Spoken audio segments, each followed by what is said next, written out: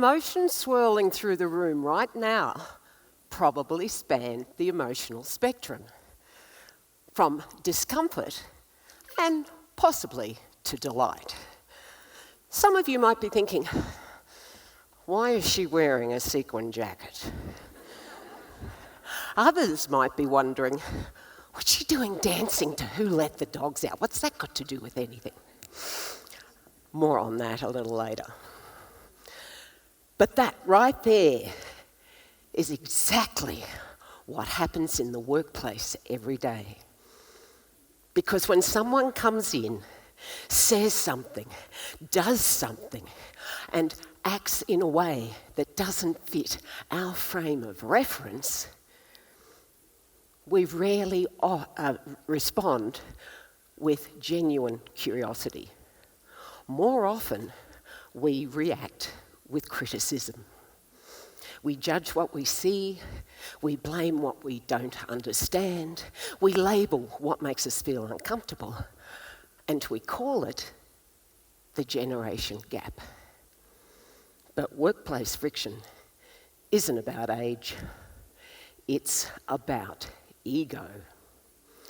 We've been led to believe that generational conflict is inevitable, but the real friction isn't generational, it's emotional. Because when things go wrong at work, our first instinct isn't to understand. It's to judge, blame, and shame. I see some nodding. That's good. We don't have a generational problem. We have an ego problem, dressed up as difference, powered by pride, and fueled by frustration. The truth we need to know is this, is that maybe we're responsible for the friction, but we don't want to admit it. So no training, no initiative, no team building day is going to fix it. The solution isn't more policies and workshops. The solution is more human connection, underpinned by personal responsibility. Because the real friction doesn't start out there with someone else. It starts in here, in our state, with how we think, feel, and act.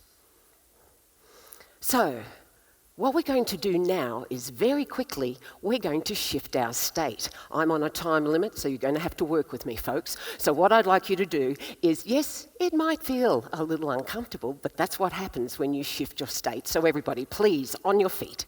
I'd like you to turn to the person beside you, preferably the person on the side that you don't know if there is one, and I want you to give them one of your...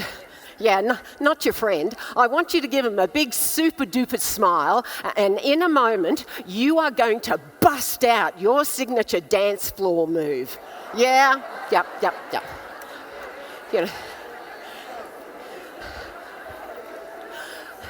Wait for it. It's the signature dance floor move that you bust out at weddings when you're feeling fearless and fabulous and ready, smiling. Let's go. Who let the dogs out? Who let the dogs out? And wiggle it. Who let the dogs out? And John Travolta. Yeah. Who let the dogs out? Boom. Excellent. Give yourselves a clap.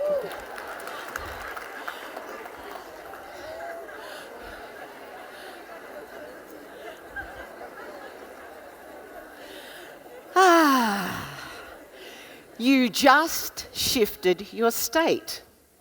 And chances are it was with somebody from a different generation. In that moment, there was no friction. There was just human-to-human connection. Now, I understand this isn't always easy in the workplace. Leading multiple generations can often feel like handling a pack of, wait for it, unruly dogs. Now you with me? Why we've got Who Let the Dogs Out?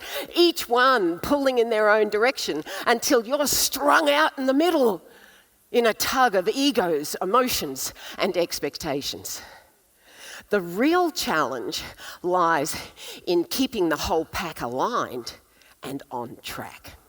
So we're going to take a really quick look at our workplace pack of personalities, starting with our longest serving generation, the baby boomers.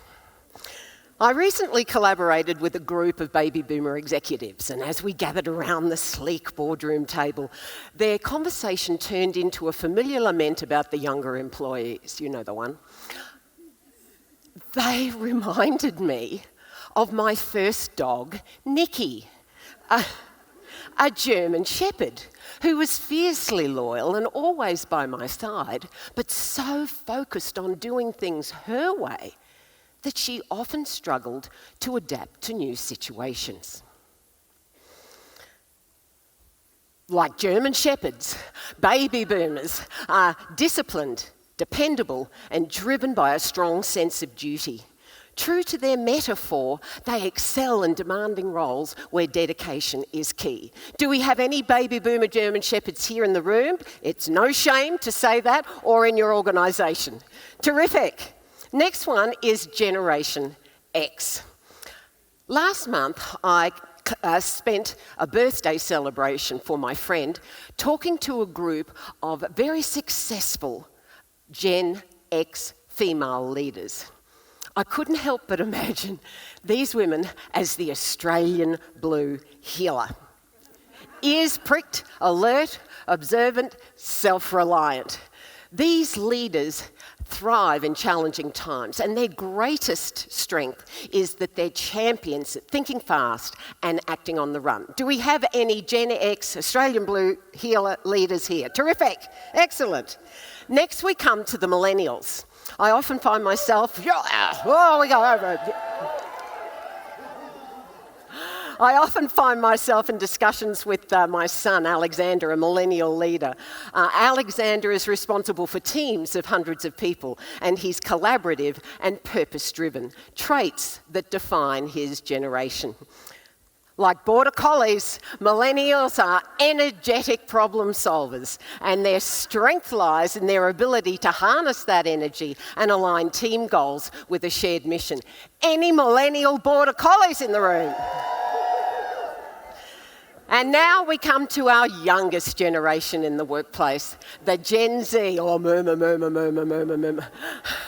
The Gen Zs, and the Gen Zs are a whole new breed. Much like the French Bulldog, Gen Zs are creative, playful, and full of potential. Many are happiest lounging on their beanbags, brainstorming their next big idea using the latest technology. Who's nodding their head now? Yeah.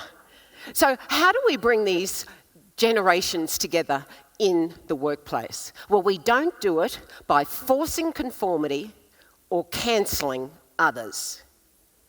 The answer lies in what I call generational synergy, where the common thread of shared humanity ensures that the whole becomes greater than the sum of its parts. No matter our age, we all share the same human needs. But before we can connect with others, we must firstly take responsibility for the part we play. And that begins with self-mastery. It means mastering our mindset so we don't default to judgment, blame, and shame. It means mastering our energy so we lead with enthusiasm and empathy and not ego. And it means mastering the skills and creating the environment where everyone, regardless of age, feels seen, heard, and valued. So what does this look like in the real world? Let me take you back to a moment in my own business where generational synergy came to life. It's the 3rd of March, 2008. I have 4 teams on high alert at Australia's 4 biggest capital cities. In just 8 weeks, we've recruited, trained, and uniformed 200 new staff to take over Australia's largest airport valet parking service. But now it's crunch time. At midnight, the previous operator bumps out and leaves us with less than 5 hours to bump in across multiple cities and brace ourselves before demanding customers come flooding through the doors. And if that wasn't enough, our teams span multiple generations. There's no room for ego and no time for differences. Everyone must align and work as one cohesive force.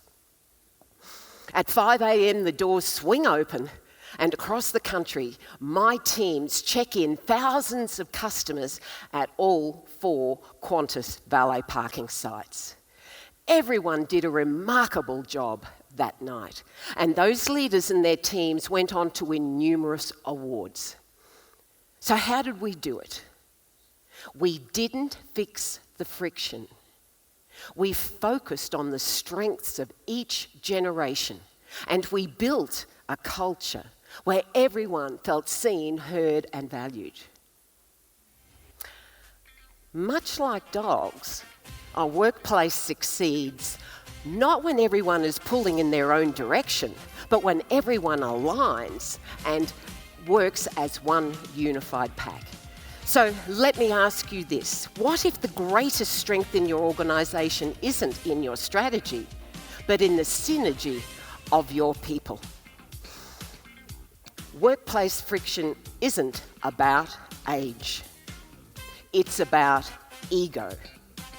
And the moment we let go of ego and take personal responsibility for the part we play, we activate a new state, one that turns workplace friction into a future-ready advantage. I'm Diane Demetre, and that, my friends, is how not to let the dogs out. Who let the dogs out?